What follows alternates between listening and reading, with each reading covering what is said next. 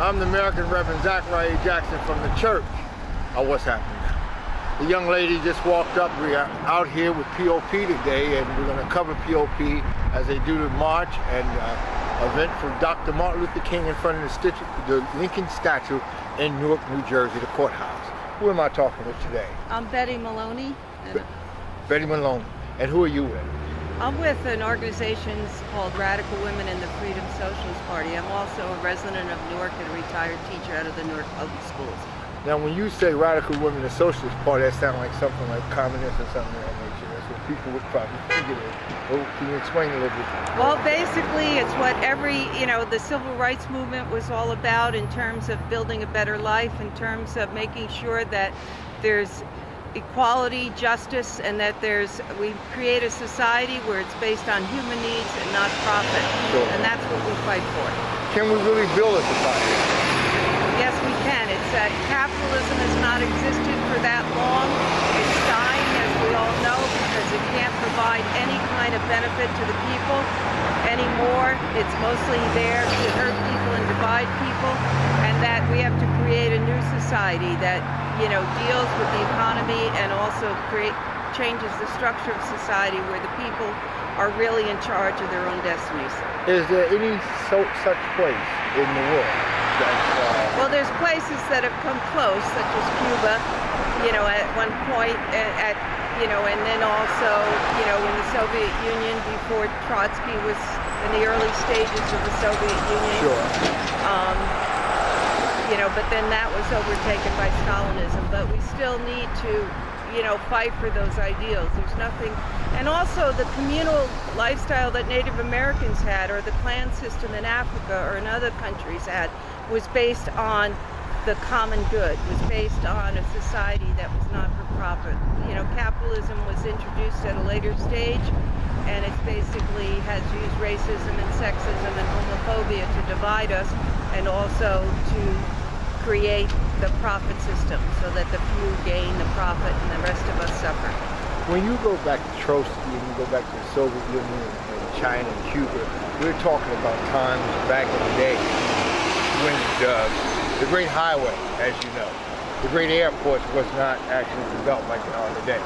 Can we do a socialist system today with all that's going on, with these great infrastructures that we have all around the world, but they can move people?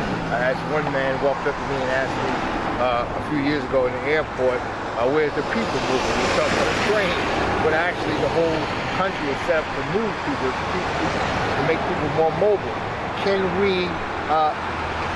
a system today, like you're talking about, exist and be effective in the way the world is structured today? Well, actually, it's more likely to be effective because technology has made it easier for people not to work as long, and also to still earn the same pay. If we distributed the wealth correctly, people could work maybe 3 days a week and still have time to contribute to culture and arts and to do things in their community. So it's really possible now, and it's possible in the United States. And it's also important that it happens in the United States because we are directing the global economy. Sure. With the policies that have not been very good to other countries that have been colonized. And we have to make the revolution here in the United States in order to better the world worldwide. Okay. And how would anyone get in contact with you and let us know where is this? Yeah, we're having a forum called the Call to Action, End the Siege on Black Lives. It's happening on Saturday, February 28th at 7 p.m. and there's a dinner beforehand at 6.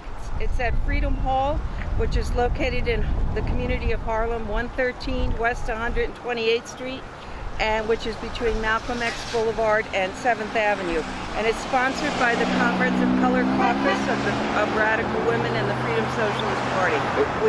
We're unique in a left organization in terms of having a caucus that's composed of all the Comrades of Color in the two organizations who provide a driving force in the organization and continue to build their leadership and build the leadership of other people, both in the people of color community and in the white community.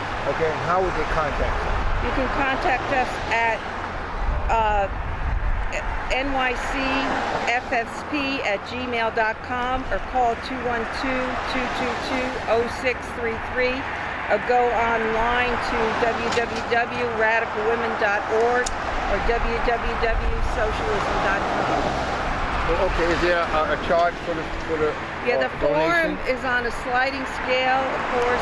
You know, there's a door donation of $3. Okay. But we do work exchanges. We offer child care.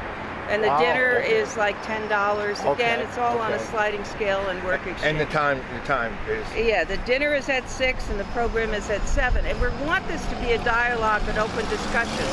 So it's going to be different than somebody speaking for you for 15 minutes and the next speaker.